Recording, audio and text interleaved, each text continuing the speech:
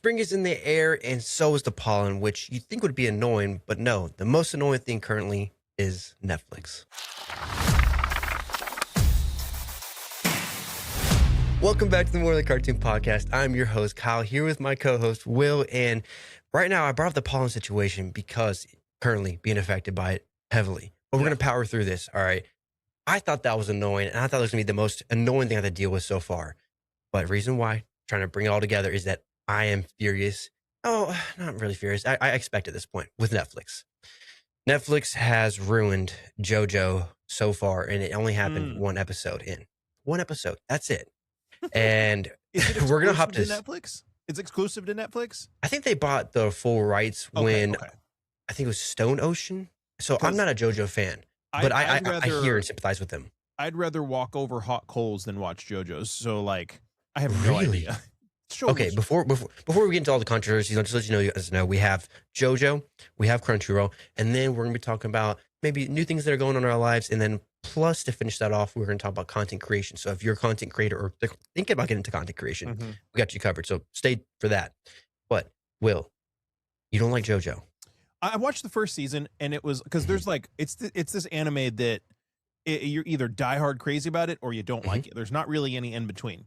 That's true. I've seen that side of fans. Yeah. I want to see what people think about it. And so I watched the whole first season, and I was like, that was interesting. Okay. I don't think I need to watch season 2. Oh, okay. But you gave it a full season, though.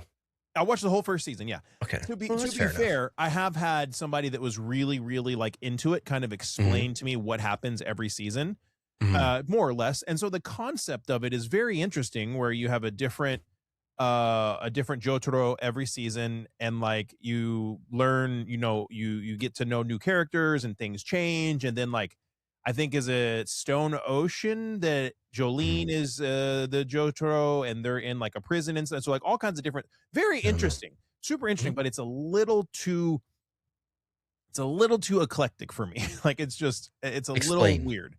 It's just so out there, bro. Like, have you ever watched it? No, I just know everything's a reference. So that's it. Yeah. You should watch the first season and you'll understand, this is because it's literally JoJo's Bizarre Adventure. The Bizarre is aptly named in the title. And I'm not saying that's what I've been told. Yeah. No, yeah. And I'm not saying it's bad at all. It's very interesting. It's just it's way over the top for me personally. Kind of strange. So you would say JoJo is not a starter anime? No. Yeah. I knew a person who started out and not want to watch anime again.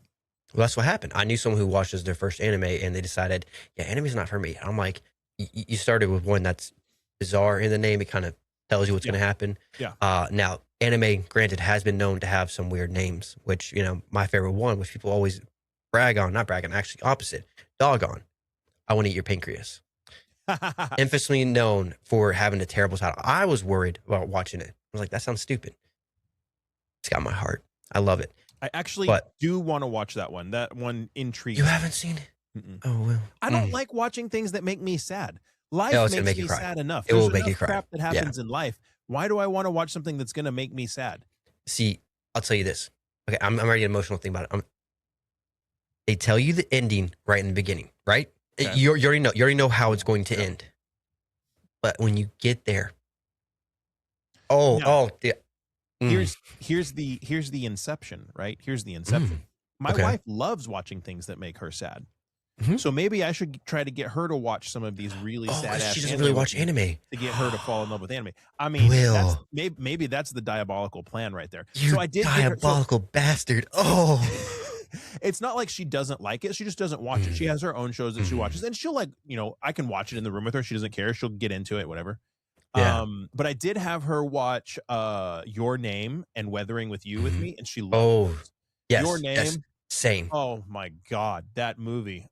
So good. So my wife actually came in halfway through me watching it. So like the big reveals and all that went away. Yeah.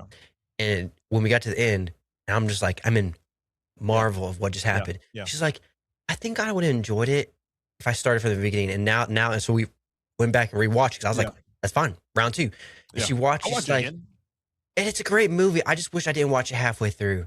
I wish I could have just experienced the full thing as once. And I was like, I understand. I agree with you. Because the We did watch twist, Weathering with You though. yeah, I watch Weathering with You. The twist in Mhm. your name, and I don't want to spoil it for anybody that's listening No. that But hasn't it's watched it. again, it's right in your face the whole time. It is, but when you realize what it is, it's just such Oh, oh wow, oh. such a good twist moment. That Like, how did we not notice? if you're watching or listening and you haven't seen Your Name or any, Makoto Shinkai, it has 4 really popular movies. He has multiple other movies, Mhm, mhm, but he has 4 incredibly popular ones: Your Name, Weathering with You, Suzume, and 8 centimeters per second, I think is the other one. mhm. Okay. The name of it. They're all Mhm, phenomenal. They're movies, so you can digest it within like an hour and a half. They mhm. have wonderful scores. They're And they'll beautiful. stick with you. Yeah, the score, like I can hear the music in my Mhm. mind right now. Yeah. The Yeah. stories are great, the animation is great, and then above all that, the thing that really for me is something that sets an anime just like on that next level is Mhm. when they use cinematography in the storyboarding, because they're not Yes. actually recording, right? Mm-mm. It's all animated, but when they're Mhm. giving you shots that would be Mhm. creative shots for somebody to like get in an awkward position, or you have the Mhm. shot of the sliding door from the floor in the classroom, or the shot from the Yeah. inside of the refrigerator. These creative cinematographic shots that you don't see in all anime, but some you Right. do. I absolutely love that. Not Jujutsu Kaisen. I think JJK does it a little bit, but Yeah. freaking what's it called? Chainsaw Man does it a lot. Chainsaw Mhm. Man's really, really Mhm. good at that. But yeah, I think it's a good anybody that's transition for watching, people who haven't seen anime too, so it's kinda, like, similar to what I they've would seen say already. I would say it's a great, like, if you're into like drama, feel good, kind of pull on your Mhm. heartstrings, really good Mhm. stories that maybe it may or may not be a love story, but it's just a good kind of I've always loved the movies that tell somebody's story over a period of time. Maybe it's over their whole Mhm. life, or maybe it's the story of something that happened to them over a crazy day or a crazy couple days. I love those things. If you Right. like that type of film, that type of movie, you'll love Makoto Shinkai's movies because it is exactly that, just beautifully animated. Absolutely check those out, like Now, for real. Suzume, I haven't seen, Suzume's but so good. out of the ones I guarantee you it is. The ones I have seen, though, are all the other ones that you listed, but I think the one that stands the most out to me with animation-wise for something that just seemed a little bit different and cinematography, I would say Weathering with You. Yeah, yeah. For some reason, it just, like, stood out to me, but now story-wise, Your Your Name. Name, Yeah, for sure. beautiful. You're like, Also, oh my another god. one, Whisker Away was pretty good. It was a little bit different and more on the fantasy side. I was not really wanting to have, but I still enjoyed it though. Still enjoyed it. I've heard. I don't think it's a Shinkai film, but it's Ghibli. When Mhm. Marnie was there, or when Marnie was here, it's Okay. apparently like a ghost story. But Hmm. like, I've had multiple people tell me, whatever you're doing right now, stop doing it and go watch it. And Oh wow. I haven't watched it, but I have to be, if I'm going to watch something that Yeah. seems like it could end up being kind of sad, I have to be in a Mhm. certain headspace Okay. to do that. I'm never like one to just jump headfirst into something that's going to be super sad or super All right. You want to emotional. marinate in it. Yeah, because well, life can be hard and sad and emotional. And for You just don't me, want to make it worse. well, no, it's not that. For me, Oh. anime and movies are my escape is the wrong word, Mhm. but it's the best word I can use to describe. It's my So anime is escape. it's escapism. Yeah, Yeah. it's my escape into like another world Mm. for a short amount of time. Mhm. And I don't want to escape into a world that's sad. I don't mind escaping into a world that's like scary, or a world Mhm. that's thrilling, or a world that's Mhm. fantastical, or a world that's funny, or whatever, but sad, Right. it's just not it's not what I want to enjoy. So I have to be in the right headspace. But yeah, the Shinkai films are phenomenal. And speaking of, there's rumors going around that he's making another film. Oh And no. that's all. Oh. It's just rumors. Oh yes. It's really good. Mhm. And I So. would say you said Weathering with You is probably like graphically the coolest one. I have to Mhm. disagree. Suzume, it's the newest one. Well, I haven't Graphically, seen it yeah, though. it blows Yeah. Weathering with You away. It's Really? so Wow. cool, so good. Wow. There's So shots, like, Suzume, even just, like, watching the raindrops in Weathering with You when yeah. it's just hitting the ground, Do something you about it is just know what fluid. Suzume is about? Mm-mm. So I think Suzume there's is a about a door that I girl. saw. So it's about this girl, and I might be fudging up this part. She lives on this little island, or this small Mhm, town in Japan. mhm, And she comes across this gate in it's like an abandoned school or something, and it's a door that's chilling there. mhm, And she opens it, and kicks over this little statue, and like this crazy big thing comes out of the gate, and this guy shows up out of nowhere, helps her close it. Long story short, he is the current one in a line of like these gatekeeper, or they're called key holders or something. These people that watch these certain gates that are all over Japan that keep this like monstrous, like ethereal creature outside, in his realm. And Okay. there's like these totems on every single gate that kind of keep the gate intact. And she kicked one of them over. Nobody's supposed to be able to see Come them, on now. but the people that tend to the gates. And so she kicked one over. So this Mhm. thing gets out, turns him into a chair that can walk and talk. And then they go on this adventure trying to, like, after every door gets open, shutting it back and closing it, and trying to stop this from happening. And there's like timey-wimey stuff, and it is very good. Okay. Um, I'm just trying. You lost me a chair. I'll be honest. You lost me a chair. It's like, I But- have no idea what you said, but it sounds awesome. I heard chair. I can speculate what's going to happen. Now, for those who are like, all right, just get on with the JoJo stuff. Let me tell you something real quick, okay? Tangents, and also you guys like it when we talk about anime, so we just talked about anime, so I don't want to hear it. But the problem with JoJo currently is that Netflix is doing something. I think they want to try to be strategic. I want to be smart and say, hey, you know what? They're trying to plan this out and then give us anticipation. But my gut and what usually happens with Netflix, I don't think that's going to happen. Is there any Netflix- information, like actual information of why this is happening? No. Currently, no. I have a listener report of kind of what to go off and and because right now it's too early to tell because it's only the first episode. For those who are wondering, JoJo released their first episode and they only Steel did Ball Run season 7, yes, which is highly anticipated. was presumed to be their best arc, and this right here, a 47-minute episode listed as the first stage, left people with multiple questions like, what are they doing the stages for? Well, and Now- so many people, it was so popular that people flooded to my anime list, and it has been ranked, or it was for a time ranked higher than Free Run. And I think it's like Free Run's bounced back, but That's been happening with a lot of animes, and if I'm being that's what honest, Free I think Run it's did too early to Full tell. Alchemist. Free Yeah. Run did that to FMA, so whatever. But that's just to show how like excited people are about it. Yeah, 100%.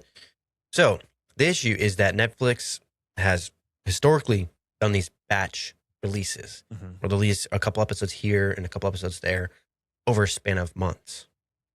That's not good, because anyone who's watched anime and knows anime for a long time, hype is kind of your main drive. Yeah. And there's no more hype you can get with this anime of this being their best arc, very anticipated, as Will said, shutting down the site practically where they're listing as the number one anime. And you're not going to release it. Some people are saying they're holding on to episodes to see if the hype's really there. I don't know what you're waiting for. If you're not entirely sure what we're talking about, they haven't released episode 2, and they basically said, hey, They don't episode 2 know Yeah. when they're going to release episode 2. That's the thing, is no one knows. If we knew if it's going to be weekly, which for me, I prefer Netflix to do weekly releases. That'd be smart for them. Mhm. But they're not going to do that. Okay. The only thing that I can say about it is maybe it's kind of like what Sentenced to Be a Hero did. You had the first episode that was 50 minutes long, and then we didn't get the second episode the next week. So maybe it's coming next week. You know what I mean? So it's kind of like you got the first Love 2 the episodes optimism. at once. Mhm. And then so maybe, I don't know. But it is really strange. It is Netflix jail. That's all you need to know. Yeah. Netflix jail. Something we've talked about multiple times on here. Again, we're going to bring it up. Fragrant Flower Blooms of Dignity. Yeah. What they did with that. They The just most they just decided anticipated to hold it until they romance anime. Released the first episode, hold it until they had it completely finished so they could release the sub and the dub at the same time. And it completely ruined all the hype on Netflix. Thankfully, it was still on Crunchyroll, I believe. No. It was simulcast with someone else. It was on Crunchyroll or somewhere else. Again, Maybe. that's where the Pirate Life came in handy right there. And we'll talk about Crunchyroll. We're not going to leave you out. But people are also saying this isn't the first time, like I said, I mentioned with this, because they're doing gaps, stages. They're saying maybe it's for production reasons, see if it's hype. I'm not sure. For production reasons, I say, is because maybe they don't have all the episodes finished and they don't want to release them all. Maybe they want to see if it's worth releasing in weekly states or maybe they want to do waves, like, hey, we'll do or an month hour-long periods. episode. God, that'd be crazy. Month periods. Because what they had with Stone Ocean, okay, one of their biggest ones, they had JoJo, but prior to, Season Steel Ball. 6. So they did one episode drop. They had no clear schedule. And then they just released it in chunks, months apart. That's so strange. So apparently this killed all the discussion and the hype with multiple people talking, because what they want and what you need to have is your weekly memes, TikToks, clips, all that stuff. People posting it, talking about it. Episode. So that's what you anticipate when you're watching anime. That's what I look forward to. Now, the downside is that, say, if you're waiting for all of it to come out, you're being spoiled with some of the what happens. But the only good side you could say for binge potentially is for production reason. Okay, you hold out the entire anime for production, so you have more time to do it and then release it all at once. But that's not what people want. They want weekly episodes. That's what they're used to. That's where you get all the hype. I would agree, but also, like, I mean, I also understand, like, if there's some unseen or unbeknownst to us, some issue behind the scenes, better for them to hold off and release it when it's good, when it's properly done, right? But here's the thing. You should still be able to watch it in Japanese, right? Like, they've got it in Japan. Like, I don't think this is for the dub reason, though. So this isn't dub, like that, because that's my thing. Like, people that really want to watch it are going to be able to go find it, right? So I think this is what they did for what was it, Stone Ocean. I think they're going to do them months apart, spread it out, try to keep the hype. Strange. Potentially, you could try to keep subscriptions, because if you're spreading them months apart, you have to keep your subscription then. I don't know. That sounds strange to me. And so you have that, but they say you want to say a pro. People could say, "Oh, at least we got it early," or production pacing, means it's going to be better quality. Or some people are even saying, let them cook. Let's see what they do first. Which, like, for me, I want to stay on the pro side and be like, you know what? Let's see what they do. Let's see if they actually want to do and listen to the fans and release weekly. Or are they trying to do it and halter productions and limit their view, reach, hype? The most important thing you need for an anime. They're losing it. I don't know how you can come from this. I really don't. And what's even more weird is that they did it with the last season too. Exactly. That's really strange. So the problem I have with this, though, is that Netflix apparently leaked. They accidentally leaked the release date earlier than they wanted to. So fans, when they saw that they were leaking the release date, they lost some of their trust in them. And so now they're doing a batch release potentially. They're doing it in stages potentially. So nothing's been determined because it's only been the first week out. But yet there's so much previous examples. You can go with Netflix. Okay, like I said, they already did it with Stone Ocean. But Baki, all right, Netflix split the seasons into parts with, mind you, weird gaps. There was no consistent rhythm at all. They just like what they released did with it in batches. But Stranger Things actually, they told everybody what was going to happen. Exactly. But it was like, I think it was on more 4 episodes, and then you're getting 3 episodes, and then you're getting an episode, and then you're getting, it's weird, but they told everyone. But you have Record of Ragnarok. I think it's they say Record of Ragnarok. Yeah, Ragnarok. So they split season 2 into part 1, part 2, months apart. Again, as a batch release. But where it did work for them in their favor, if you want to say, as a full release, just one complete, was Cyberpunk Edgerunners. They dropped it all at once. And it's one of the best, probably the best anime exclusive Netflix ever had. Again, also another one, Pluto, which is very underrated. If you haven't seen it, definitely watch it. But Not Pluto, biased. what do you? Oh, yeah, the Cyberpunk Edgerunners. Yeah, I said I'm not biased. Now, Pluto, though, again, they dropped it fully, but also it didn't do as well as Cyberpunk Edgerunners. But at the same time, I still think it did a good job. So you have seen when they do full releases, it works. But for Netflix to do it right, what Netflix needs to do is just do what every anime is doing. Okay. Oh, we're trying to be different. We're trying to be somebody else. We're trying to be Netflix. No, you're ruining it. Just release an episode each week and you'll see people coming back. Or that's how you keep have weird stuff like this happen. I I don't understand what's up with these massive corporate companies that like don't communicate. I get it. Right. You don't have to, right? You're so big that it's in the scope of things, it's not going to ruin you. But like, it's not hard for the person that's in charge of your social media to say, hey, let's make a post and explain like, this is why this is happening. Or we don't know what we're gonna do. Sorry. No. Like, I mean, come on. Just talk to your fans, because it means like it's like we're a cat and you're dangling a toy right in front of us and all. You just distract us long enough and we're not going to pay attention. Yeah, it's messed up, because Will said it perfectly. Communication's all we're asking for. And in the era of social media, it's never been easier to communicate with every single person that's interested in what you're doing. Tweet something. Just give us a form of information. Because that leads to our next topic, Crunchyroll. What we're going to be talking about, what happened in 2026 is allegedly what happened in 2025 has been confirmed.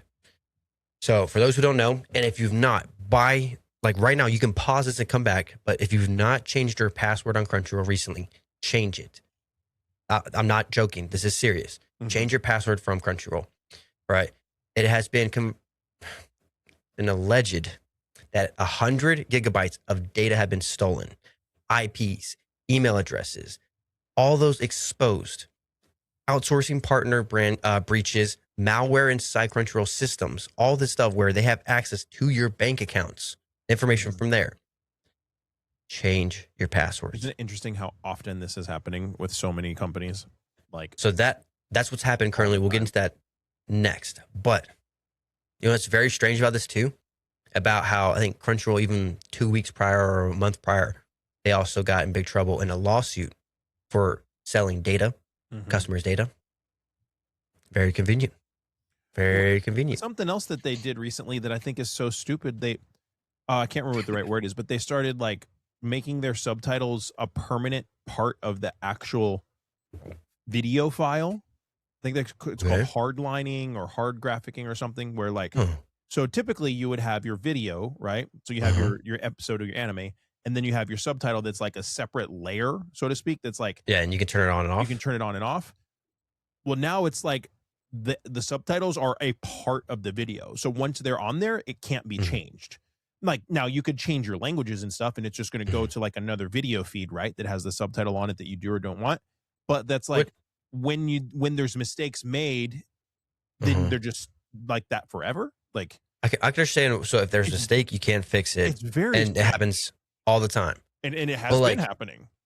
I'm trying to take the mindset of like, what are they doing for this? Because I can see it happening maybe because it saves data usage for you, instead of having two separate files potentially. Maybe it saves space. Yes.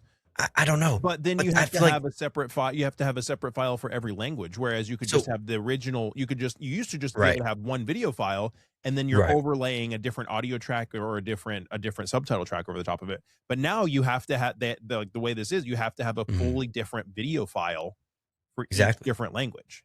So, yeah, it doesn't make sense to me. It seems instead of having just one video and then one. Because the mindset is if you mess up on, say, like the English one, right? You have to go delete that video and then re-upload. The right thing would do, delete that video and re-upload it with the right subtitles and say if you mess up on something. Right. But now you have to do that for every single one. Instead of just so strange. fixing the subtitle. I've been seeing people talk about that, and I'm like, what is the benefit of doing this? It's very strange. What does that have to do with anything? Yeah. How is it helpful at all? I don't know. Well, their silence, what we'll talk about in a second, is astounding of what's happened with them, because so far they've not mentioned anything. They have not confirmed this either, even though it's been proven that people's data has been stolen. They have been breached. There's malware. But all of this is alleged as of right now. What has been confirmed, though, in 2025, Crunchyroll was hacked. January 23rd, 2025. Someone posted Crunchyroll premium emails, passwords on Twitter. Crunchyroll got hacked. What did they say? Not a sorry or anything like that. No evidence of their servers were breached. Now, the exposed logins were likely from credential stuffing or reused password from other leaks. Is it really, though? But people are saying this wasn't a Crunchyroll hack situation. It was people reusing password, hackers testing them, accounts being accessed. So if they're doing that and they're going after Crunchyroll accounts, Crunchyroll premium accounts, they're hacking it. That's a What weird did they thing gain to from go that? after. What do you get the gain from that? No, that's so stupid. I'm sorry, but if you're a hacker, right, going after these people's accounts just so you can have their logins, I'm sorry, I guarantee you they've done the pirate life. Why do they need it? Is it just for a thrill? Is it for fun? I'm not sure. So they hacked the emails. They had, you had to go through, change your passwords. They had credit cards, everything like that. Kind of almost the same situation, but it was considered to be a hack. Mm-hmm. Now you have a data breach. We're not calling it a hack right now. We're calling it a data breach. But yet they have access to your IP address. They have access to your emails. They have access to potentially your bank account. Yeah, that's worse. But we're not calling it a hack. It's just a breach. That's what a hack is, right? A hack is a breach. I don't know. It's just the way that things are being worded right now. And the fact is they've not come out and said anything, right? It's not been fully confirmed. All right. Hacker forums claim this, early cybersecurity reports, social media panic, all this stuff has been ensuing on here, right? But yet there has not been a full official Crunchyroll confirmation as of recording this right now. I do hope they come to this instance by the time we upload this video and they say this. But yeah, that would be nice if by the time this video comes out, people are like, they actually said something. Yeah.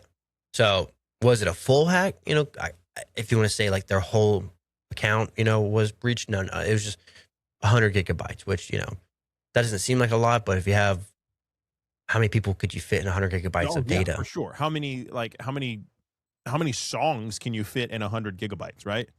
And now we're talking games now. That's like right, one, YouTube, Call of Duty update, but when we're doing this though, this makes no sense.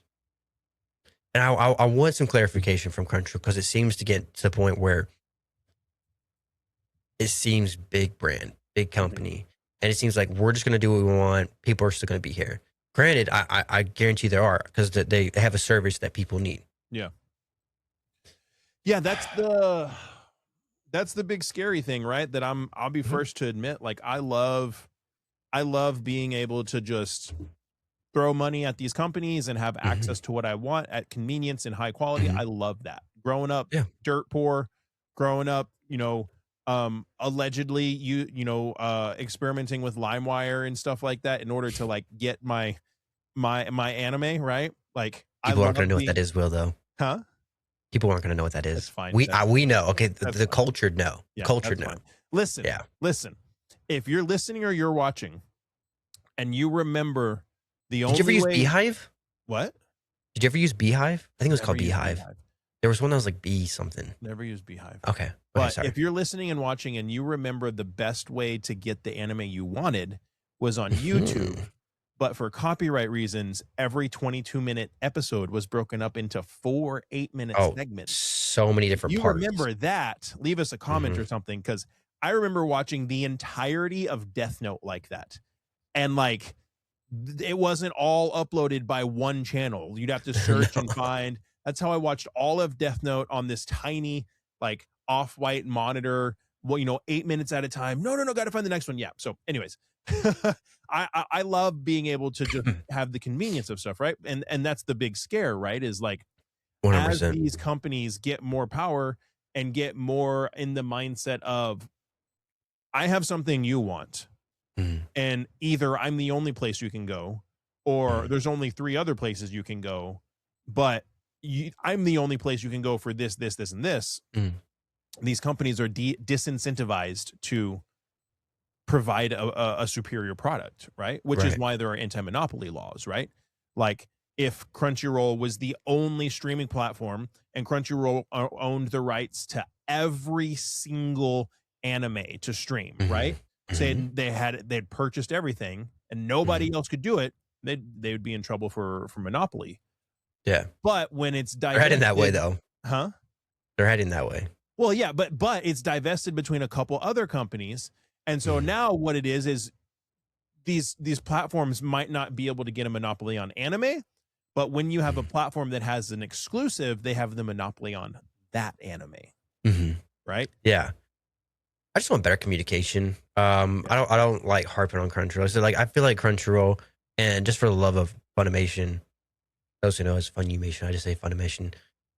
But I want I want Crunchyroll to be better.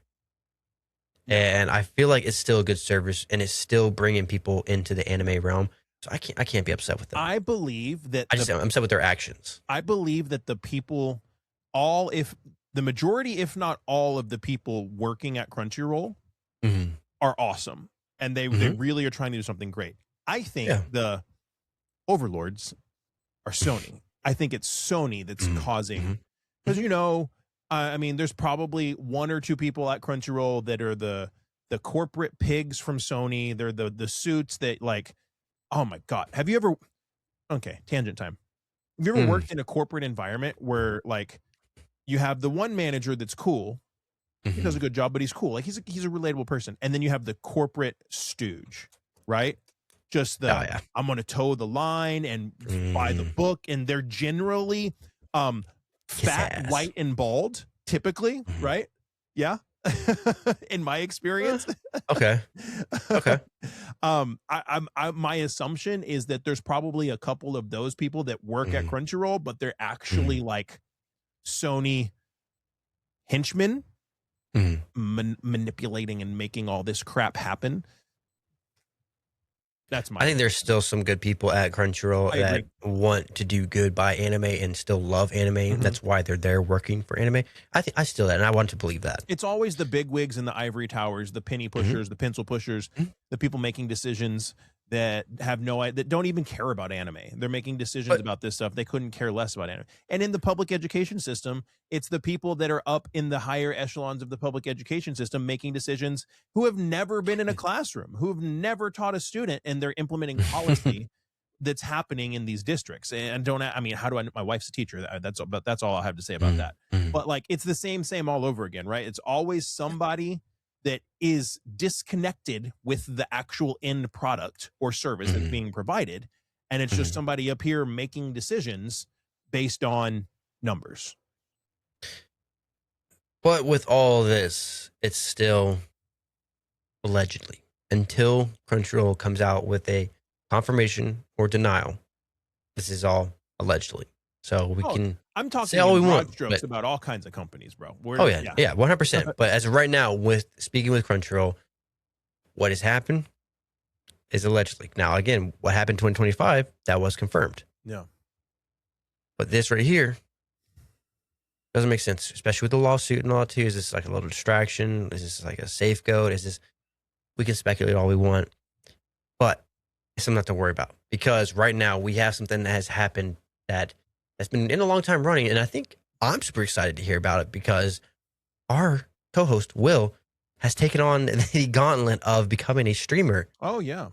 Well, what has that been like? I used to be a streamer. You used to be a streamer. Yeah, okay. Not on Twitch. I used to stream on YouTube a lot. You're picking up where you left off then? So I streamed on YouTube for a long time because on my Pokemon channel. And so this was back before Pokemon cards were super popular and super hyped. You could get everything for cheap. I would buy I would buy Japanese booster boxes for about $35-$40 a booster box, and like MSRP retail is like $30. And so, like, they'd come from Japan, so the cost of getting it over here, the person that sent it over had to make a little money, so I'd get them super cheap, and I would open a bunch for myself, and then I'd open them on stream and give some away. I'd do special giveaways and contests and stuff like that, and like you could get 20 booster boxes for $600, and that would last me forever, right? And so I did that a lot, and it was a lot of fun, and I streamed doing that a lot, and it was great. And then like things got crazy, and that was too expensive, and so I don't do that anymore. So I am familiar with streaming. I just never did it on Twitch, and I've never done it with anime. So your first time on Twitch? Wow. Yes. So today was my first stream on Twitch. It wasn't it wasn't a real stream. It was like a test stream.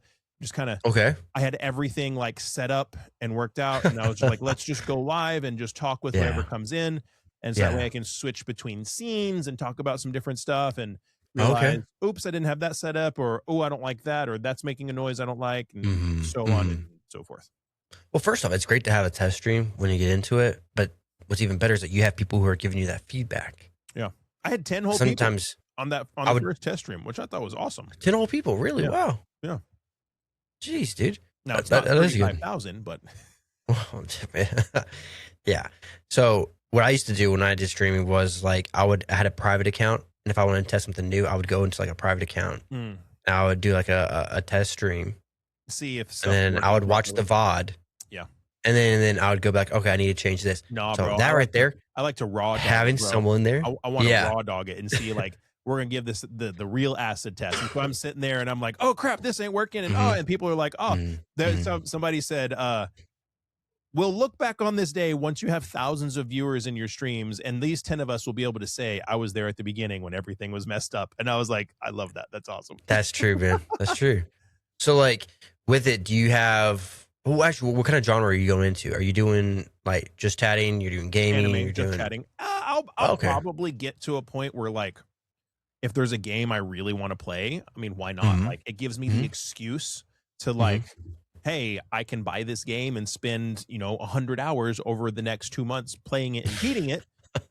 Because I have a Twitch stream that at the time will hopefully be monetized and I can justify doing that, right? So eventually, probably. But right now it's just chatting anime.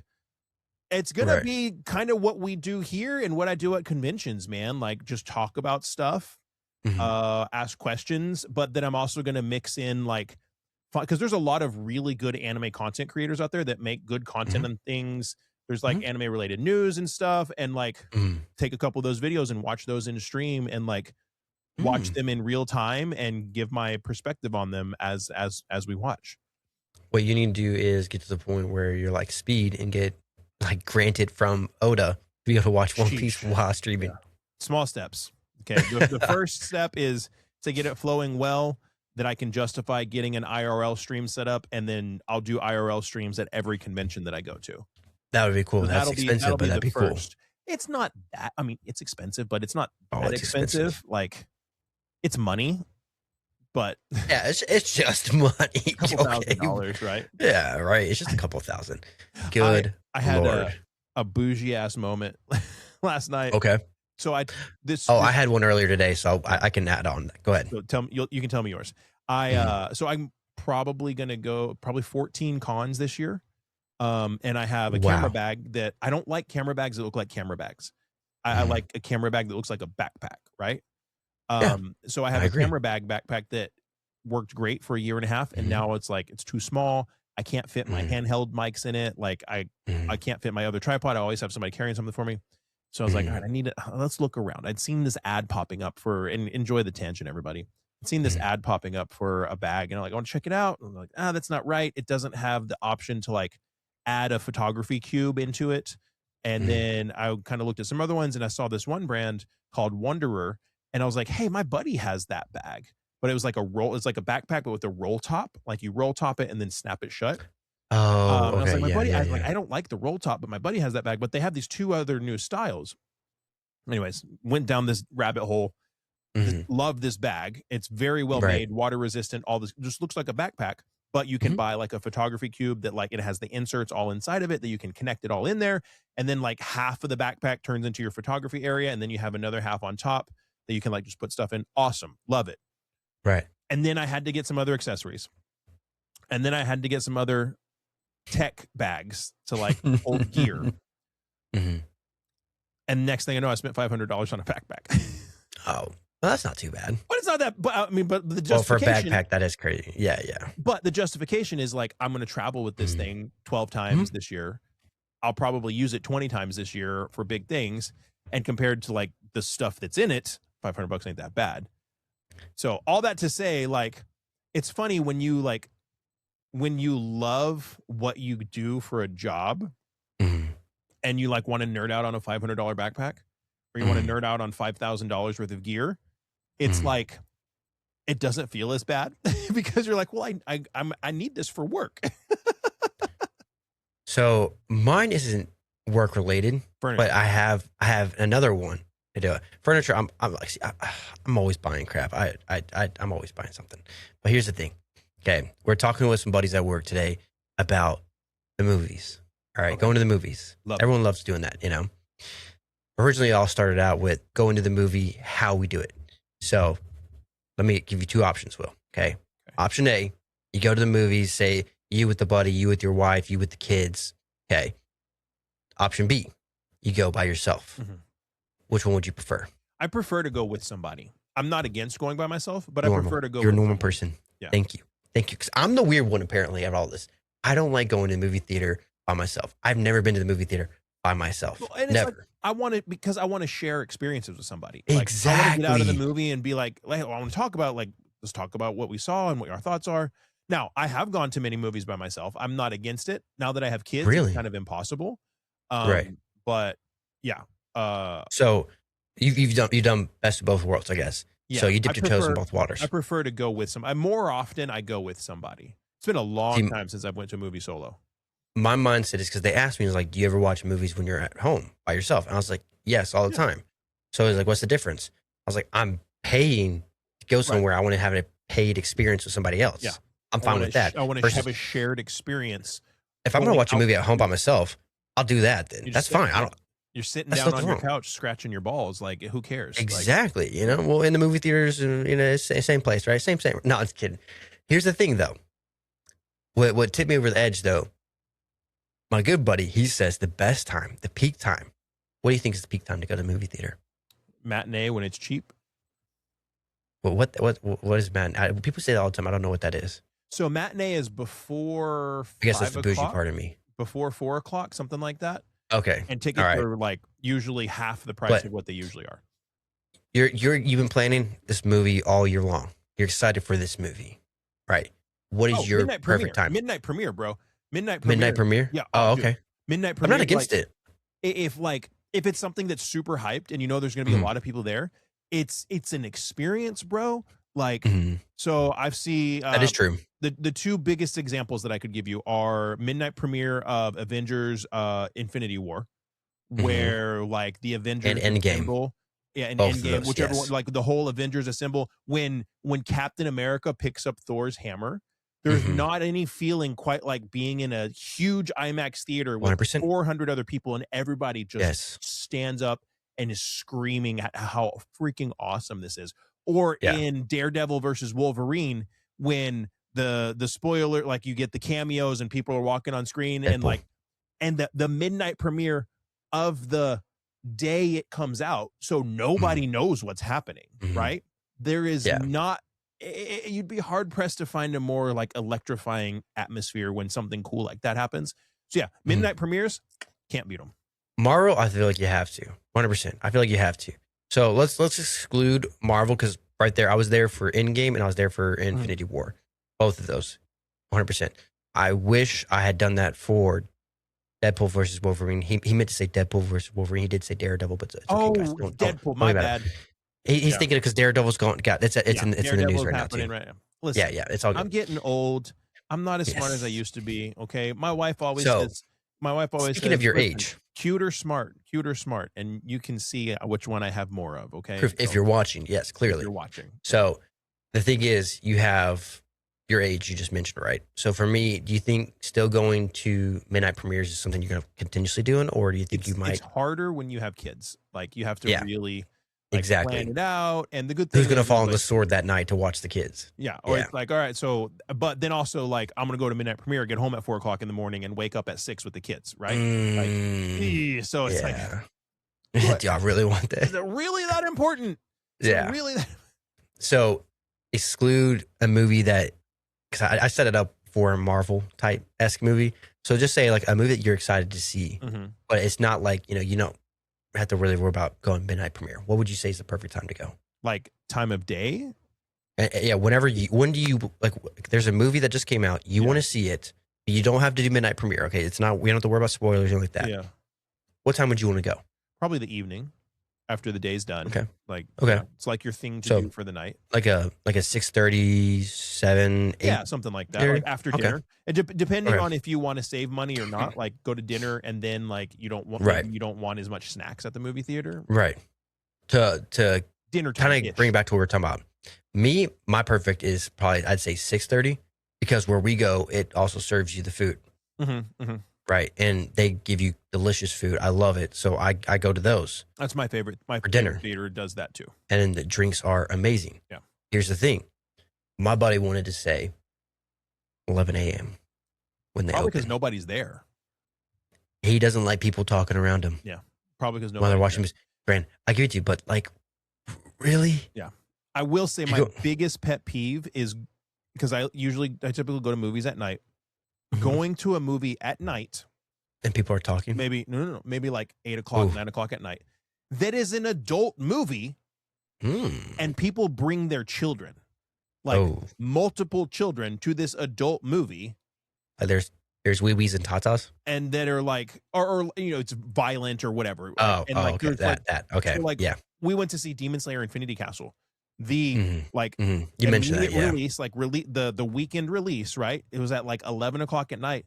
This family rolls in with like their 4 kids, an infant, probably a 2-year-old, a 4-year-old, a 5-year-old. It's like, 1, these kids shouldn't be watching Demon Slayer.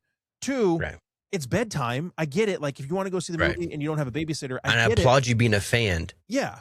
Like, but like, also, your kids won't shut the hell up through the whole movie, and they're crying because they're getting scared, and it's ruining the experience for everybody else. Like, come on. Potentially, the money that you spent on that movie ticket, you could have spent on maybe a babysitter potentially.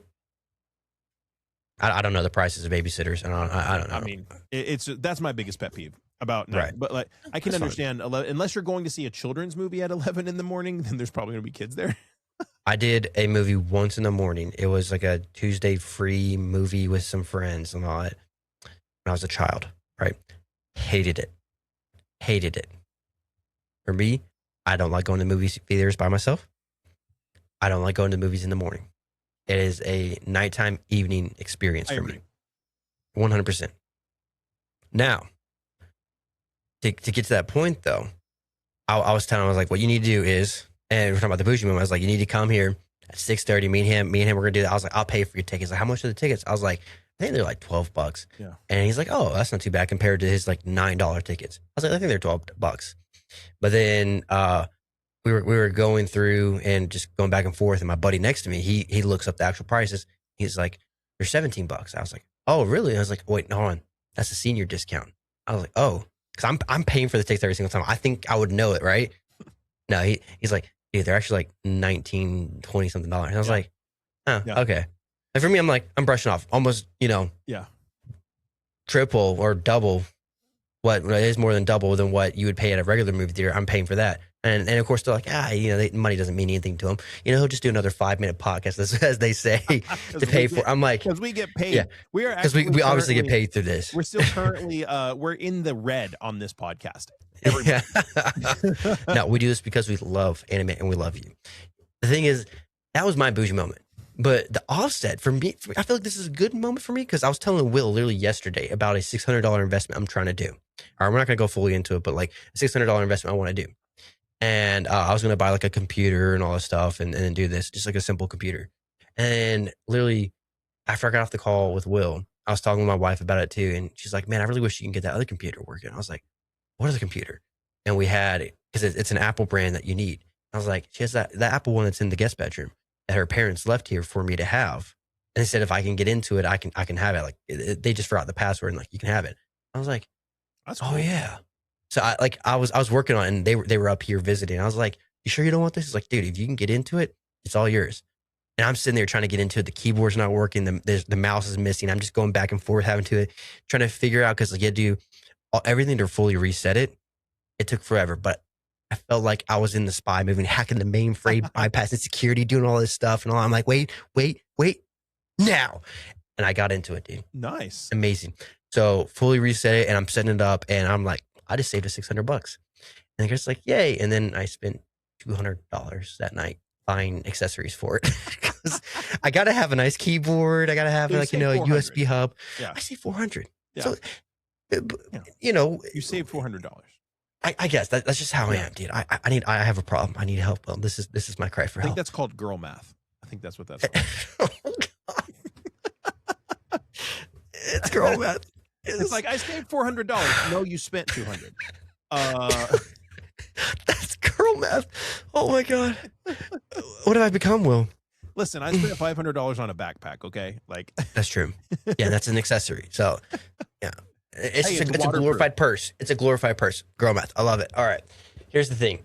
Now, we were going to get into this segment because I keep on forgetting. We were supposed to do it last week, but I want to do it this week. All right. Content creation. Content creation. If you want to get into content creation, especially anime content creation, turn up the volume, get those ears perky, clean them out, do all you got to do. Here's the thing. Will, you mentioned conventions and you're going to go to 14 of them. I'm really trying to set my sight on going to conventions. I want to go to a couple this year. I don't know if I will because with the way things are planned out for especially the summer, especially like, the two big ones, Anime Expo and Anime NYC, probably won't be able to go to both those, but those are the ones I wanted to. So I'm trying to shoot my sights a little bit smaller, aim small, miss small. I want to also get into something I've always wanted to do is same style, almost like you. And I don't know if you want to call it copy, that's fine. I feel like it's just imitation's flattery. So I want to get into interview style. I want to be able to talk to people about anime because that's what I've always wanted to do. How would you go about it? What are the ins and outs? When like equipment, when to plan out cons, walking through the door, what to expect. Like, give me the best rundown you can of what to experience. Because like for me, my mindset is that you go in there, it's stinky. People, are all over the place. You have weird fandoms. I'm more of like con than pro. So get me on that side, someone who's done it multiple times. So we'll just assume that we're not wanting to spend a lot of money, right? That's what we're going to assume. Let's start a budget for like equipment wise. Let's say, $1,000. Oh, that's easy. Like that's you could have, I could build you a content creation convention kit that fits inside of a little bag for $1,000 that has everything that you could possibly need to make great videos. What's in my bag? The biggest thing first is I would encourage somebody that wants to do stuff like this, instead of trying to go to a bunch of out-of-state conventions, look up what conventions are in what conventions you can drive to, right? And find those. And then you obviously have the benefit of having a platform. You can get in touch with whoever is in charge of press, or do a press application for that convention and very likely get a free badge. But if let's just say you can't do that, then you just buy your badge, right? Just buy your badge so you can go. I'd start with local conventions, and then like anything that's like an anime convention, or even like a fan expo or something like that's like a pop culture convention. People cosplay. Oh, so does it have to be specifically anime? No. Like but they have anime fans there too. Wow. Yeah, I go to Fan Expo every year as press and do interviews, and like there's tons and tons of people of anime fans. Wow. Yeah, well, and there's tons of anime cosplays and all kinds of cosplays, and I just kind of wait until I see anime cosplayers and ask, and approach them. So it doesn't have to be an anime con, but it needs to, if it's not an anime con, it needs to be like a bigger pop culture con. Like I know every city has like, there's like MegaCon in Orlando that's not an anime convention, it's a big pop culture convention, right? Stuff like that. There's Colossal Con that's in, I think, Austin, I believe, or Round Rock or something like that. That it's like a big pop culture convention because anime is very popular. So you can kind of look at that as well, because that's going to fall into that pop culture subset. So find some cons. Okay. You have cons found that you're either just buying tickets or you're getting a press pass for. Awesome. As far as gear, I would recommend a tripod. So I have. Now, with tripods, there's different types. There's types where you could have one that's just standing straight up, and there's one that kind of like folds out. Yeah. Is there any particular one you're thinking? You can get a tripod that will work, that just has legs on it, that'll open, so it'll be stable, for $25 from Amazon. Easy. Right. Right. Now, is that more of like a tripping hazard for people, or do you think that's better though, so then people know to like, hey, get the hell out of the way? I just upgraded to this. This is the nicest tripod I've ever had. And I actually saw your picture of that too when you were interviewing people. That was pretty cool. It was a nice setup. Like $200 and some odd, but it's made out of carbon fiber. There's steel inlay. These legs pop out, and it's almost as sturdy as a 3-legged tripod, but it's a lot more low profile, right? It's a lot less out of the way. So you just need a tripod, so that way you can rock solo, and you don't need somebody holding your camera for you, right? So you need a tripod. You can use your phone to record. The problem with that is you're going to be looking at yourself. So you can't, it's hard to tell if you're recording. There's other things that you can get that can kind of help you figure that out, but a phone will work in a pinch. In my opinion, the best camera that you could get. I'm sorry. So I do know a little bit about cameras. So what you're talking about is like would be helpful, trying to like bypass what you're saying. Get a camera and then has a little monitor attached to it so you can see yourself, but also who you're interviewing. They could see themselves, make sure they're in frame, and so they could check. Yeah. Dude, So it I'm doesn't learning a even lot matter. right So now. I for who love you're that. I love interviewing, that. it doesn't even really matter. I try and tell the people I'm interviewing not even to worry about the camera. So like there's like attachments you can get for your phone that like Bluetooth hmm and that like they stick to the MagSafe thing on the back, and then you can actually see to make sure you're in frame. If you have your phone, if you have, like you said, $1,000 budget, buy a Sony E10. ZV-10. Yep, You can get a used one for it's a great camera. $500 for a used one, $600, something like that. They're great. Fantastic camera. I still use mine. It's over there. I use it. That it's now what I'm streaming with. It's Yeah, literally right there. yeah. Fantastic camera. Has the LCD Sony's are screen. probably my favorite Flip it cameras when it around. comes to content creation. Out of all of them, it's plug and play. Yeah. What I've seen. So you can have the flip screen around so you can see that you're recording. Now you've got your camera, you've got your tripod. You need a good wireless mic. So you either need the DJI wireless mics, Already got those. or you need the Rode wireless mics. Okay. Got to have those. And then I this got is both. my opinion. A lot of people will do this number where it's just like, I'm holding the mic and then I'm interviewing. I hate that. I think it's unprofessional. I was taught at a young age, you dress. Oh, the mic stand. I got that. I got that. So I was told you dress for the job you want, not the job you have, right? Well, I want to be somebody that gets hired. The very best. Yeah. Sorry. I want to be somebody that gets hired to come out and do really professional interviews. So I don't like to hold my, I'm not dissing. I got the There you stand go. with the little puffy thingy. Yep. I'm not dissing anybody that holds their mic like this. It's just not for me. My opinion is you need some type of mic handheld that you put your wireless mic into, makes you look super, super professional. That's going to set you back. You know, the mics are going to set you back a couple $100, maybe $100, $200, depending on what you get. I got this like little square thing too. I might put like my logo or something on it too. Yeah. And this is that the mics is an area that a lot of people want to cheap out on. They're like, oh, I can get this $50 one. If you're doing convention content, you really want a good wireless mic. You really want the Rhodes, or you really want the DJIs, because there's so much noise at conventions. So now you have your basics of your gear that you need. That's really all you need is that stuff. You can record, you need your memory card, stuff like that. I always recommend extra batteries so that you go in with, 3-4 charged batteries, and you should be good to go for multiple hours. Definitely extra batteries. Yes. Right. And that's really all you need to do it. And then my advice is like, you just got to get really comfortable with the awkwardness of like approaching people and saying, hey, here's what I'm doing. Would you like to be in a video? And like, usually people are open to it. And one of the reasons I really enjoy interviewing cosplayers is being a cosplayer by nature. Typically people usually, not always, usually are a little more outgoing because they've already put on this huge elaborate outfit. And so they're usually a little more willing to talk. Always ask though. So and then you just talk and you ask the questions and then there you go. So that's kind of like, and there's more gear that you can have. There's little nuances and little things and little pieces of gear that make things easier and better. But like just for the basics of what you need to make a good video and always record horizontal and then do 4K. vertical. Yeah. The reason is you record horizontally, you have more space. And because you're in 4K, you can crop in for a vertical video and not lose. Go 1080. Yeah. Frames. And you're not losing quality. Or you have a vertical video if you want a vertical video. So here's the thing. The big question I have right now, I guess, to go off of that, first off, love all that. You gave me some good tips, something I need to look at too. Because with my budget, it's going to be limitless on this. Because when I do something, I go balls to the wall on something, right? $1,000, you would be able to get, you'd have a great setup for $1,000. The thing I'm looking at right now is, for me, that's all just the ROI. Like what I'm doing to get in return. But mainly is like, I don't go to conventions. I don't, really talk to people about anime besides just me and you. I have like one good buddy, like in real life. I talk about anime, but everything else is just like people online. I want to talk to people in person. Yeah. I want to branch out on that. But the big thing I have a question with is with going to convention, and I say while I'm recording or something like that, if I had like a little sign next to my tripod saying, hey, I'm interviewing questions and stuff like that, is that okay? Is that something that conventions would be against or something like that? And he's got a sign with him as Okay. So it is, And a I QR think we code with can. all of my socials on it.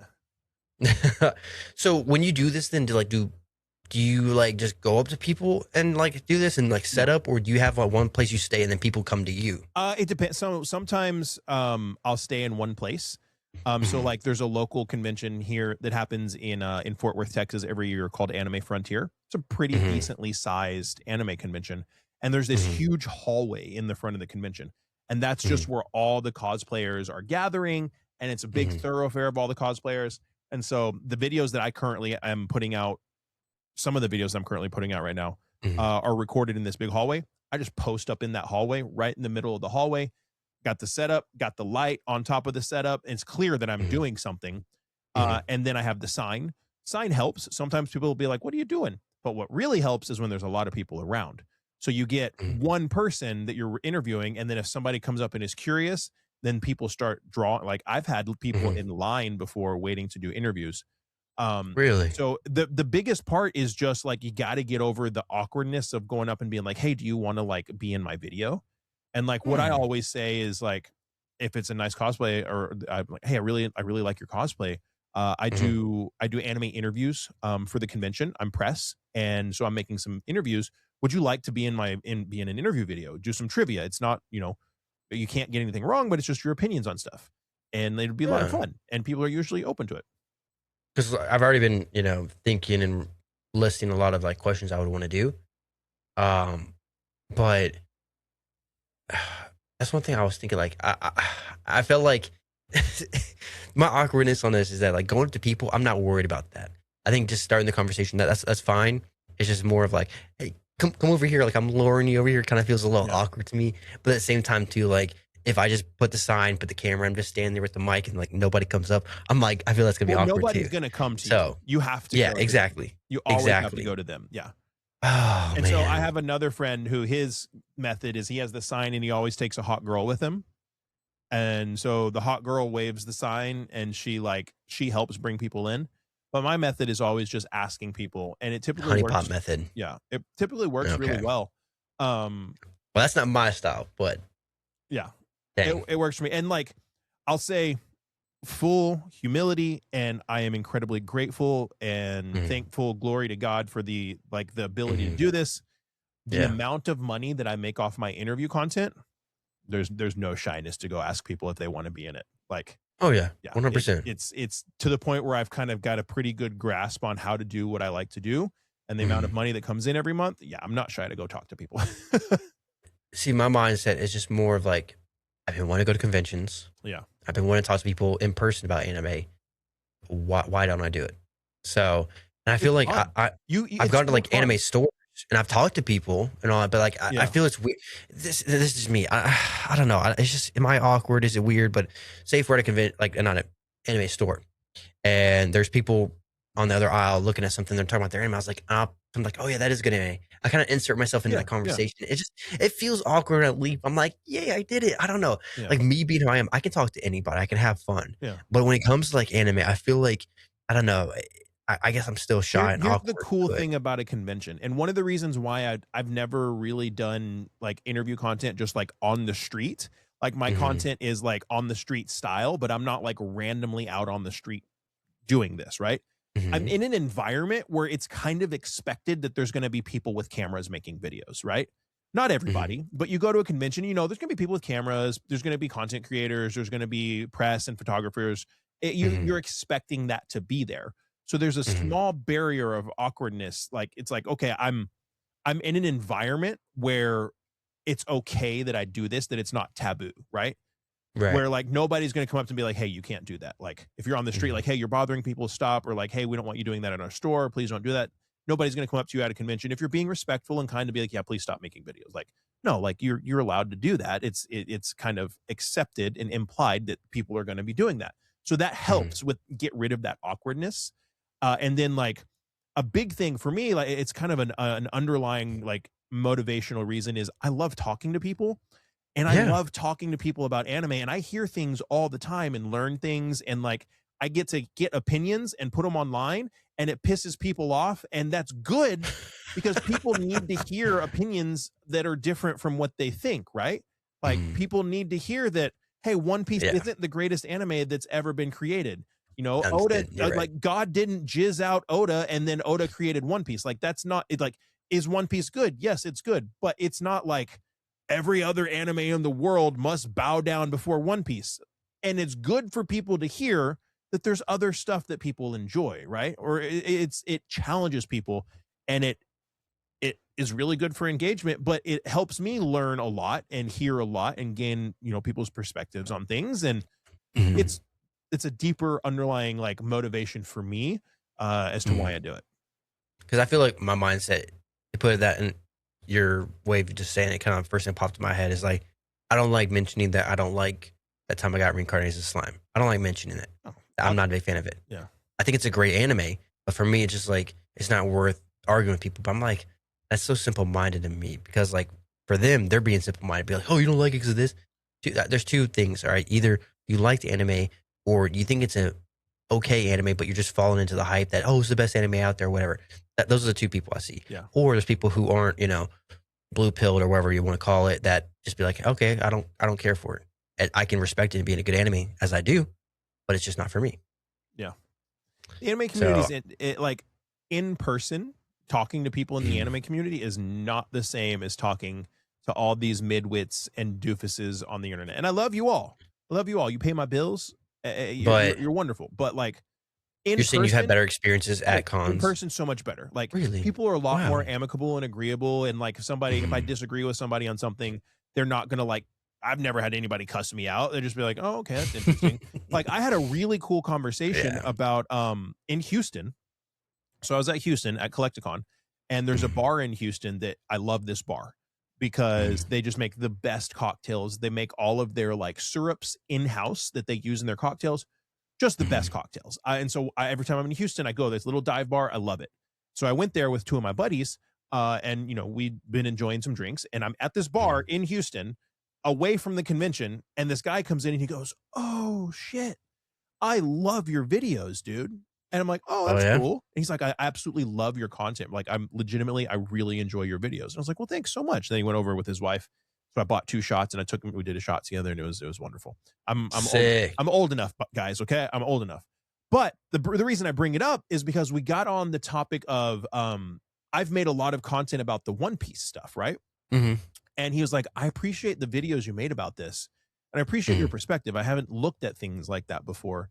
And so we kind of got into this discussion and talking about it.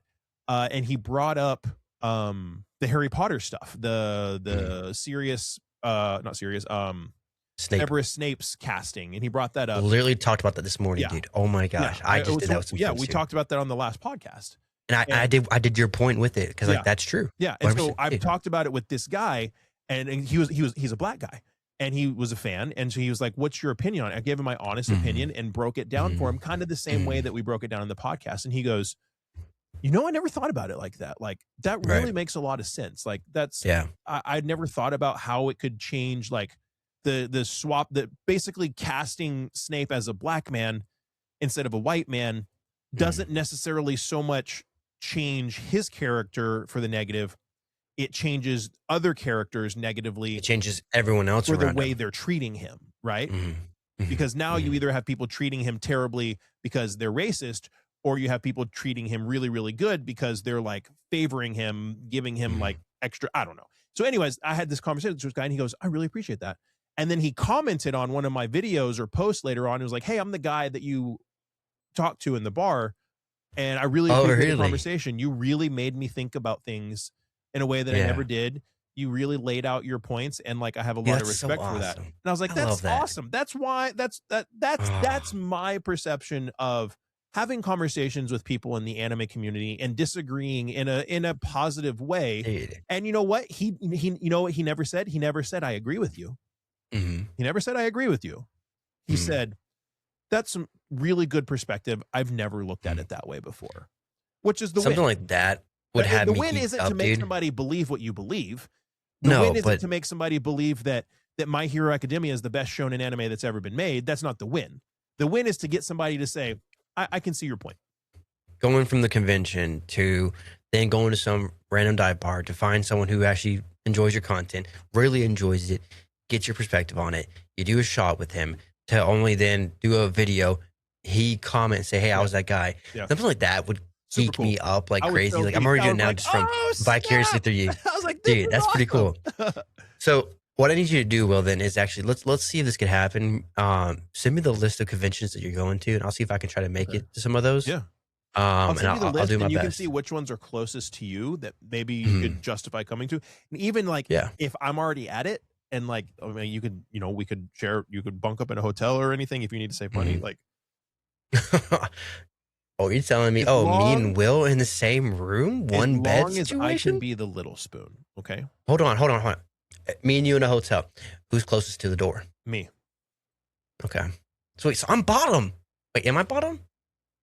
Bottom's not the good one, right? Bottom's. You want Am I catching? You want to know why I'm closest to the door? Okay, why? Because I don't trust anybody else to actually wake up if somebody busts that mofo down. Oh my gosh, you don't trust me, dude. I don't know. We'll figure it out, dude. But you have me excited about all this stuff. Yeah, definitely send me the list because there's a bunch of lists I have in my area that I kind of figure out, and I might be able to make some of them. Yeah. So Well, let's there's see if there's our a paths align. Collecticon. There's a Collecticon in your area that I won't be able to go to. Mhm. But you could totally go. I could Mhm. make sure you get tickets. I could Mhm. introduce, kind of introduce you to one of my friends that's there, and you could just enjoy yourself. Right. Yeah. Let me know later on what day that is too. Because if so, I might try to get my buddy to go with me too. Yeah. Because I know I think he wants to take his son also. I think that'd be a good experience for him and his son. So let me know about that. But definitely, we'll try to do that. Yeah. I mean, I don't know. Hopefully, if not, if you guys want to know more questions about content creation, we're willing to help you guys. Like this is what the podcast is also here Yeah, for. if y'all too. enjoyed that, Anime like, and content creation. we could do a podcast on like we know a few things. We're not like the most successful Yeah. content creators in the No. world, but we figured out a couple things, which is kind of cool. Mhm. You know. Yeah, we're always here, to talk about this stuff. And like I said, hopefully, if that's something you want to see, I know you see Will all the time. Would y'all want to try to see us together, or even me at a convention asking questions? Because I don't know, Sure. I don't feel like I'm one of those guys that will get recognized. I really don't. I don't hope so. Because I told my wife this too. She's like, do you think? And everyone asks me that know of who I am, but outside of anime, they ask like, do you feel like you'll get swarmed if you win a convention? I was like, honestly, I don't want that to happen. Yeah. And I'm not saying ego wise or trying to like seem like a better guy. For me, I want to go to a convention and experience it just as you are experiencing it. Yeah. I don't know what to do there. I don't know what is, I want to go there and just experience and figure out why people love it so much. Cause I love anime. And I think that's just probably the root of it. Everyone's just experiencing anime and showing their love for it. So I would love that. A really good anime convention for you, if you don't get to go to a big one this year, would be Anime Frontier in Texas. And like, if you could figure out how to get away and like come down here, it's a good convention because it's big, but it's not overwhelmingly big. The convention, the expo floor is really cool, and they have tons of panels and like special releases. So there's a lot of stuff to do. And that, there might be something like that closer to you, but I just know that's the one that's close to me. It's every December, and like I never miss it. It's a lot of fun. Oh, it's in December. Yeah. Oh, I could probably make that easily. Yeah, it just happened. So there's Anime Frontier, and then there's WeebCon that's next weekend, but I'm going to be at Collecticon. It's also Easter weekend. Anime Frontier. I'm looking at it right now. Yeah, so it's the same company that runs Anime NYC. So Anime Frontier is like their smaller sister show. Oh, really? Yeah. This is pretty cool. It's a good con. It's not Anime NYC, but it's a good con for sure. Oh, okay. I'll look into that. If that's in December, I could easily make something work. Yeah, it's a good fun convention. Okay. And maybe by then we'll have a new house and we'll have like a lot more space. You could jack up with us and actually be the little spoon with my dog. Oh, okay. Oh, hey, I'll take it, man. I'll take it. All right, we appreciate it, guys. Yes, thank you for being here. About the content creation. If y'all want to hear more about that, let us know. Like, we're always happy to talk about it. They just want us to talk about anime. And I think the last we told you guys, we had crossed 1,000. Was it 1,000 followers on Spotify? And now I don't think we announced it, but it did. Yeah, but now we're past 1,200 followers on Spotify, which Spotify. I don't pay attention to the Spotify stuff. He does, and I pay attention to the YouTube stuff. And like, man, we're growing on Spotify pretty quickly, and I'm excited about that. And so we have some plans to maybe bring some more podcasts to y'all every week. We'll see. I don't want to. I came up with a good idea. Will liked it, and I'm happy. I don't want to talk about it in case it doesn't happen. And then you guys are like, when y'all going to start doing this? I just want to start doing it. Right? I'm just going to start doing it.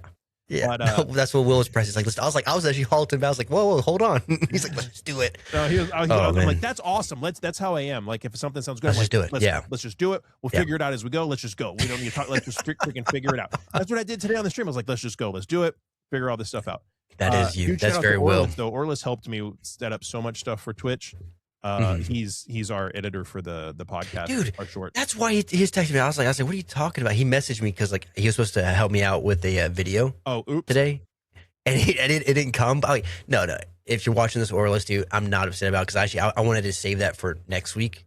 I wasn't ready to be for today. I was like, let's save it for next week, and it worked out. So it was all good. He was like, sorry, I was setting up stream, and I was like, what are you talking about? He was helping me set everything up because I was uber confused. That's fine then. I'm glad he was helping you then. That's all worth it. Yeah. Okay. Before my battery dies, thank you guys. Wherever you're watching, either comment or leave a review or leave feedback, subscribe. All that stuff's free and helps us so much. Next week we'll be back with a really fun episode, but we're not going to tell you what it is. So you'll just have to wait with bated breath mystery until next week happens, and we'll see you here. Close optional. Bye.